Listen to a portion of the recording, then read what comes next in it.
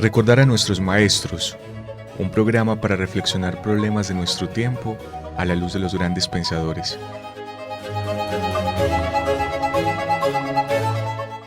Dirección: Carlos Mario González, profesor de la Universidad Nacional de Colombia, sede Medellín.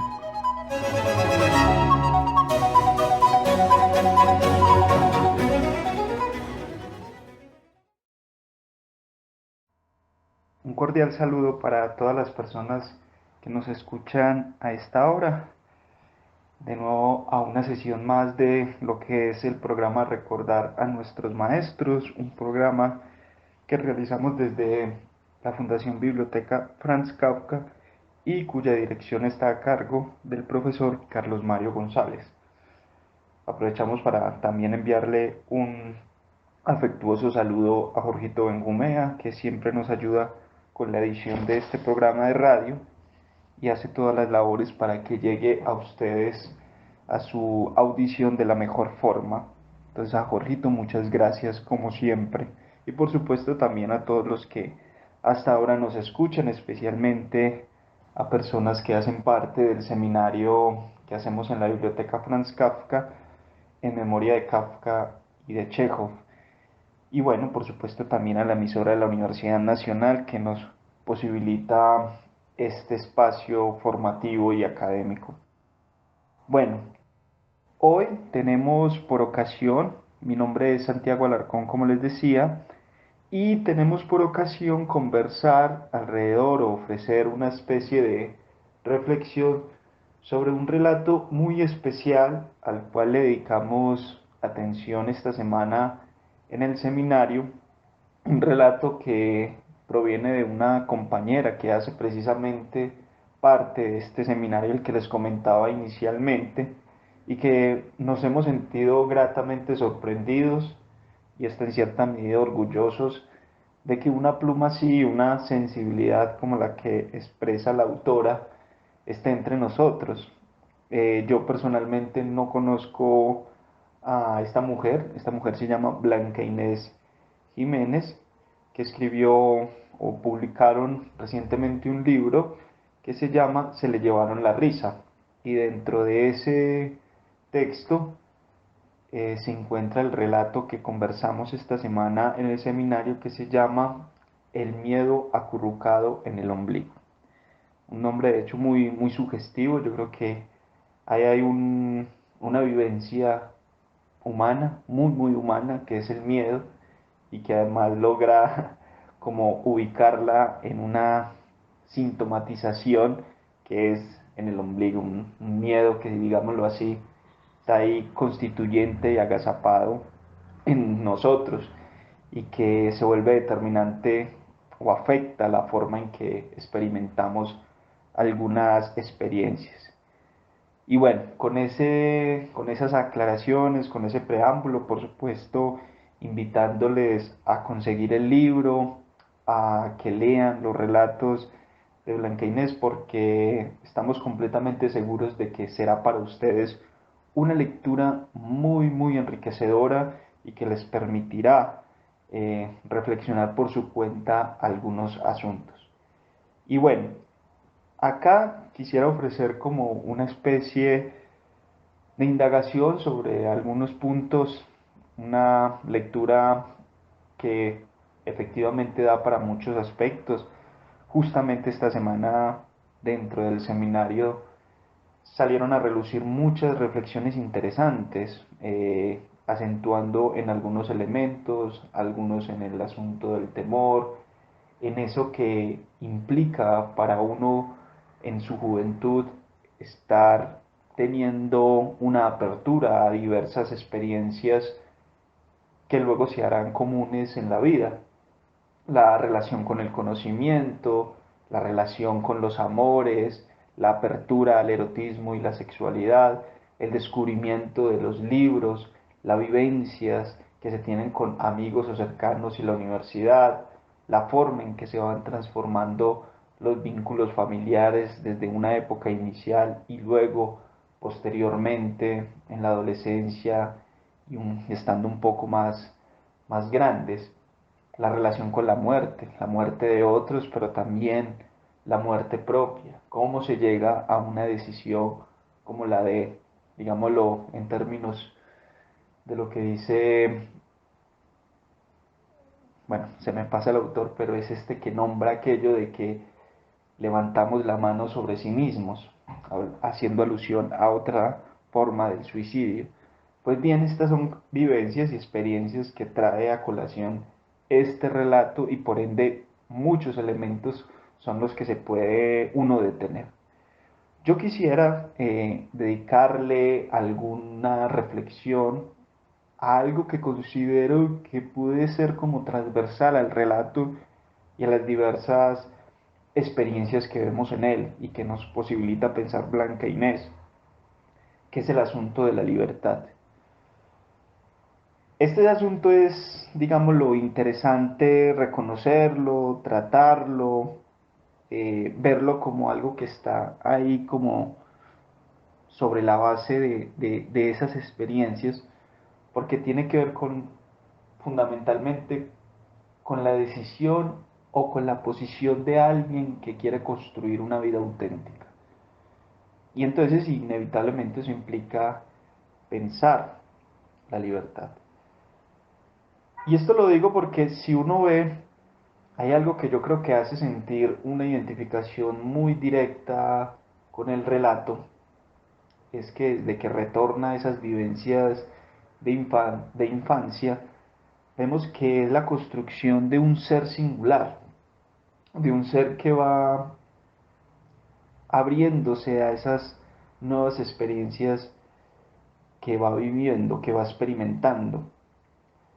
Ese ser que nos presenta el relato es un ser muy singular. Eh, Recordarán, hace poco escuchamos el comentario que nos ofreció Carlos Mario cuando nos mostraba que efectivamente, y con esa primera línea que empieza el relato, eh, que es un ser muy extraño, que es un ser raro, asustadizo y solitario, perdón, dice la autora. Eso tiene que ver mucho con cada una de esas vivencias que les decía que este personaje los vive de forma muy significativa.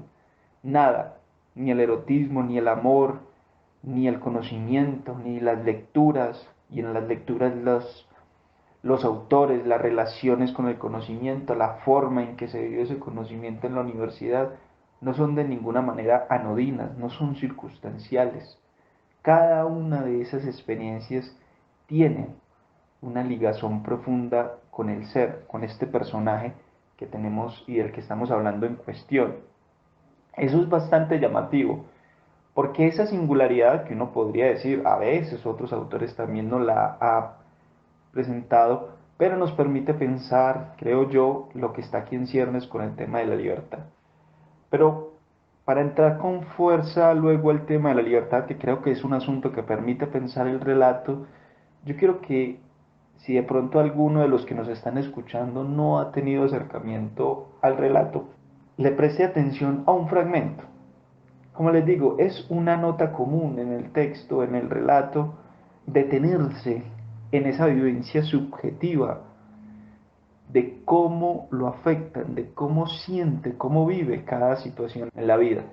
Entonces, por ejemplo, pongámonos en contexto. Estamos nosotros en un bosque, podemos ir, no sé, a un parque frondoso donde hay jardines y diversidad de plantas muy bellas y posiblemente eso desde una mirada común, rutinaria, cotidianizada en sus lógicas, pierda de vista la belleza que hay detrás de ese paisaje natural. Pues bien, esto para un joven, en este caso este ser singular, este hombre raro, que fue raro desde su niñez, una cosa como esas no pasa desapercibida. Entonces hay una parte en la cual él se va para una campaña, le decimos en Colombia, para ir, se va a acampar y en el bosque tiene esta experiencia y lo traigo a colación es para ver eso, como alguien Ese ser raro, ese ser singular, ese ser que vive de forma especial, pone un acento en determinadas experiencias y miren los fragmentos o las vivencias que nos trae a colación. Dice así: en ese bosque, tendido en la tierra o sumergido en el agua, se apagaron las voces y los miedos, y surgió en ti una nueva energía. Escuchaste el sonido de la naturaleza, el canto de los grillos, del agua, del viento. Llegaste a percibir el crecimiento de la hierba, el titilar de las estrellas y el respirar de una lagartija o el golpeteo de las alas de los murciélagos. Todo te llegaba ampliado, expandido y delicioso. Tus amigos comentaban que en sus trabas oían voces y hasta lograban ver personas conocidas que venían del pasado. Tú sabías que tus fantasmas y tus voces eran diferentes a las de ellos. No lo dijiste. Bueno, les citaba ese fragmento precisamente como modo de ejemplo. Todo lo que constituye ese contexto, los animales, la hierba, etcétera, etcétera, es reconocido por él. Es decir, es un alma para la cual la naturaleza misma es un personaje de la vida y por tanto lo afecta. Y así como otras vivencias más que tendrá con el amor, etcétera.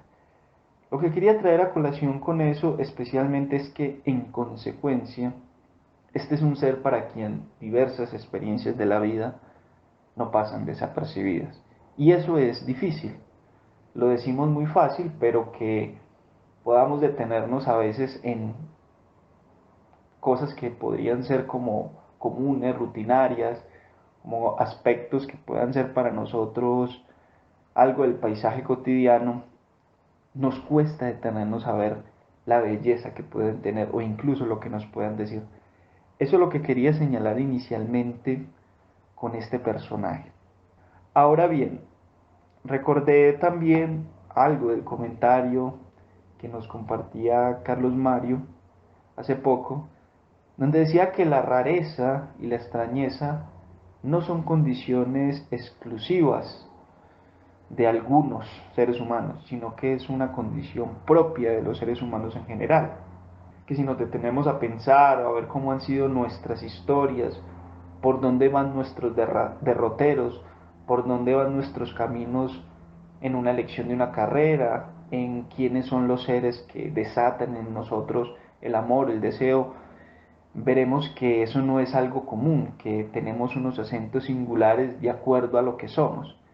No obstante, yo diría, estando muy de acuerdo con lo que nos plantea Carlos, que lo raro y lo singular es lo propio del ser humano, yo plantearía que de todas maneras lo que no nos es común a todos los seres humanos es que atendamos esa rareza que nos constituye.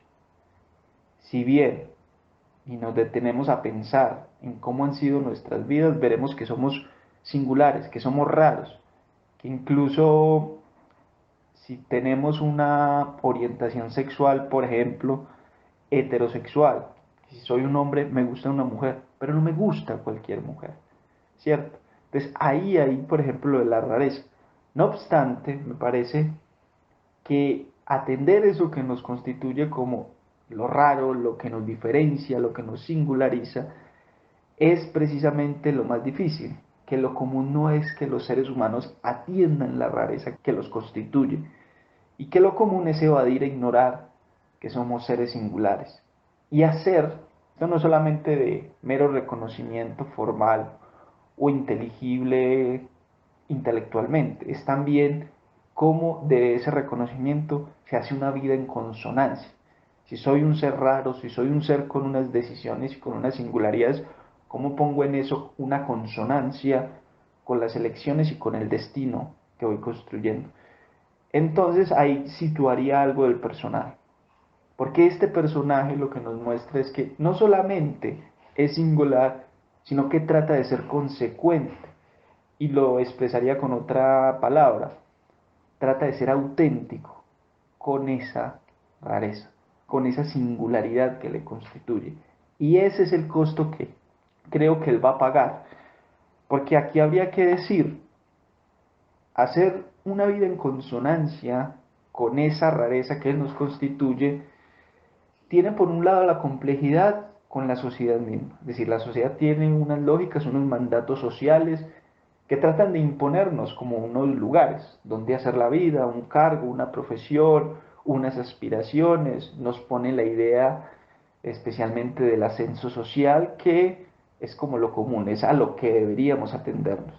En gran medida lo que hacemos los seres humanos es acatar esos mandatos sociales, y sobre todo cuando están como solapados e interconectados con ideologías y con modos de justificación eh, religiosos, culturales, que dicen eso es lo correcto para vivir. Entonces, ahí hay una dificultad, de un lado, frente a la sociedad, digamos lo externo al individuo, pero luego también hay una dificultad para hacer una vida auténtica, para hacer una vida con libertad, digámoslo más bien, con un deseo de libertad, que es una dificultad ya subjetiva, ya propia, no solamente social. Es decir, hay una dificultad que reside en nuestras propias existencias, porque si lo queremos hacer en consonancia con nuestro propio deseo, tenemos que reconocer cuál es ese deseo, tenemos que reconocer cuáles son las búsquedas que son consecuentes con nuestra singularidad, con nuestra rareza, con eso que no nos asemeja al otro, sino que por el contrario nos diferencia. Y ahí esa búsqueda no es sencilla. Esa búsqueda implica mantenerse firme en angustias, en rechazos, en incertidumbres, todo lo que implica no seguir los caminos de otros, sino los que uno va allanando para sí. Es decir, tomar el camino de la libertad, entendida, y sabemos que hay varias acepciones, hay tradiciones filosóficas, políticas y hasta económicas que tienen sus acepciones de libertad, pero en aras de lo que creo que propone el relato, podríamos entenderla aquí, la libertad como aquella en la que somos soberanos de nuestras decisiones y las tomamos pese a las consecuencias que ella pueda tener. Pero lo que quiero plantear es que de todas maneras ese camino, el de la libertad, se nos convierte en uno de los más complejos y, digámoslo, escarpados de sobrellevar, para seguir con esa metáfora del camino. No en vano decía Dostoyevsky que no amamos la libertad sino las cadenas, que el ser humano lo que busca en muchas ocasiones es amos que los libren de esas angustias, de esas incertidumbres y de esas decisiones que implica tomarse la libertad en serio.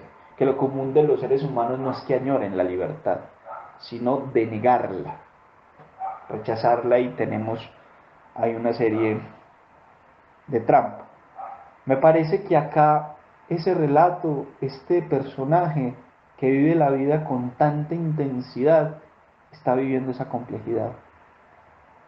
Está viviendo esa complejidad y sobre todo que es un ser que es incapaz de engañarse a sí mismo, que no puede seguir y no puede acomodarse a lo que la sociedad e incluso su propia familia le está solicitando. Porque recuerden esa parte en la que el padre y la hermana lo llevan hacia el psiquiátrico, como si él fuera un, bueno, sí, es un desadaptado. Es que en el fondo lo que muestra el relato es que él es un desadaptado, y precisamente la función del psiquiátrico en este caso es que se vuelva un adaptado.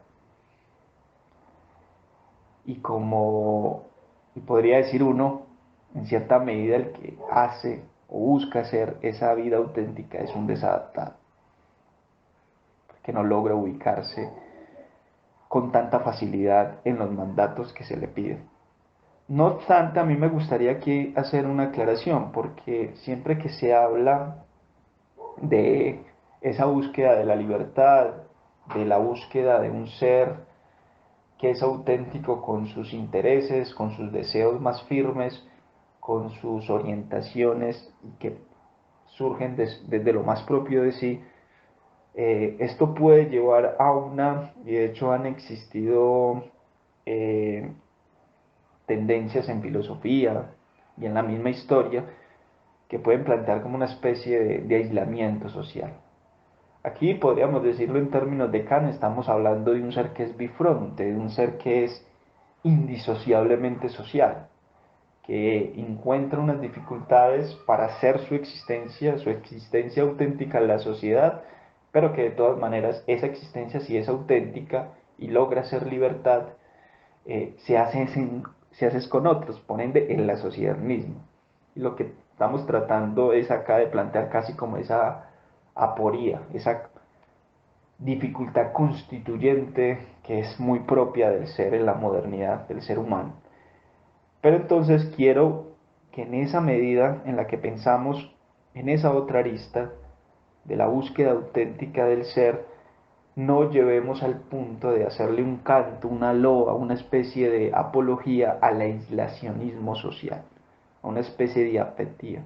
No, aquí de lo que estamos hablando es de la complejidad misma de hacer la vida en sintonía con el deseo propio en sociedad.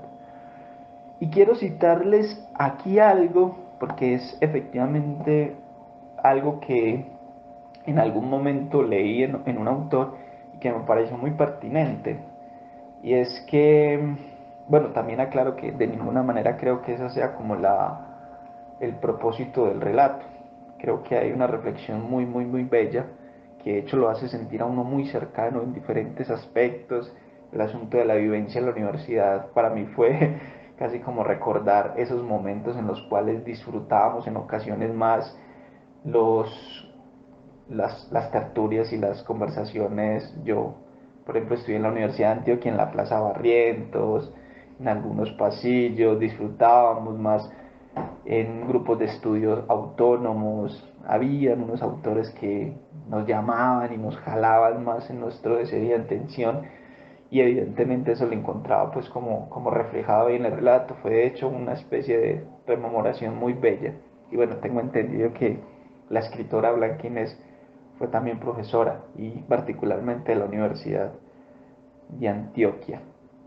Pero bueno, quería entonces citarles un fragmento porque habla de un poco de esos riesgos y esas consecuencias que tiene cuando optamos por esa vía de, digámoslo, la apatía o de aislarnos eh, como una forma de solución al problema del deseo en la sociedad o de hacer una vida en consonancia con lo que queremos que sea nuestra existencia.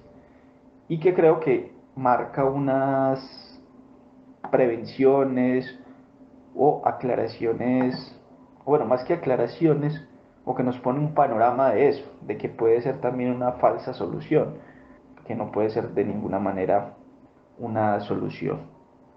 Bueno, dice lo siguiente. Y bueno, el autor que dice esto se llama Isaiah Berlin y creo que ofrece algo pertinente que es bueno que lo consideremos. Dice lo siguiente: quiero ser dueño de mi reino, pero mis fronteras son largas e inseguras. Por tanto, las reduzco con el fin de disminuir o eliminar el área que es vulnerable. Empiezo por desear la felicidad, el poder, la sabiduría o la consecución de algún objeto específico, pero no puedo dominarlos. Elijo evitar la derrota y el desgaste, y por tanto, decido no luchar por nada que no pueda estar seguro de obtener. Me determino a no desear lo que es inalcanzable. El tirano me amenaza con la destrucción de mis propiedades, con la prisión, con el exilio o con la muerte de aquellos a quienes quiero. Pero si ya no me siento ligado a ninguna propiedad, ni me importa estar o no en la cárcel, y si he matado en mí mismo mis afectos naturales, ya no puede dominarme, pues todo lo que ha quedado de mí ya no es sujeto de miedos o deseos empíricos. Es como si hubiera efectuado una retirada estratégica a una ciudadela interior. Mi razón, mi alma, mi yo numénico, que no pueden tocar, hagan lo que hagan, ni las ciegas fuerzas exteriores, ni la malicia humana. Me he retirado a mí mismo. Ahí, solo ahí, estoy seguro. Es como si dijera, tengo una herida en la pierna. Hay dos maneras de librarme del dolor. Una es curar la herida, pero si la cura es demasiado difícil o incierta, hay también otra manera. Puedo librarme de la herida cortándome la pierna. Si me acostumbro a no querer nada, para lo que es indispensable tener la pierna, no sentiré su falta. Esta es pues la tradicional autoemancipación de los ascetas y quietistas, de los estoicos o de los sabios budistas, de los hombres de diversas religiones o de ninguna, que han huido del mundo y se han librado del yugo de la sociedad o de la opinión pública mediante un proceso de autotransformación deliberada que les permite dejar de preocuparse de todos los valores y quedar al margen, aislados e independientes, y no vulnerables ya a sus armas. Bueno, ese era el fragmento que les quería traer a colación de este autor, porque nos habla también de que puede ser un poco, digámoslo, problemática esa otra opción de una supuesta retirada y desligarse de lo social. Quería señalarlo al menos como para que quedara indicado de esa dificultad de la libertad, que también asumir esta soledad, esta angustia, estas certezas que la sociedad puede no, está permanentemente imponiéndonos, que todo eso no puede llevarnos tampoco a un extremismo de una especie de aislacionismo y de apatía con cualquier vínculo social. Bueno, finalizar agradeciéndole a Blanca Inés por su relato. Creo que efectivamente nos permitió pensar muchos aspectos. Acá he tocado tan solo uno de los elementos posibles que están en el relato. Muchas gracias a ella, muchas gracias a todos los compañeros y compañeras del seminario que hicieron sus aportes y que de hecho contribuyeron mucho a este fragmento y a este comentario que hoy he ofrecido para ustedes.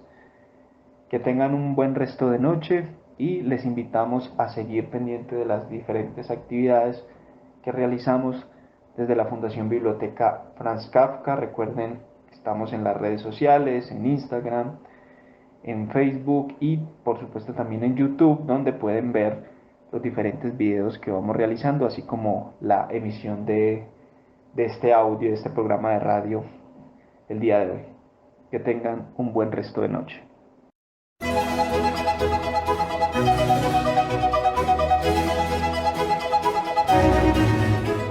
Recordar a nuestros maestros, un programa para reflexionar problemas de nuestro tiempo a la luz de los grandes pensadores.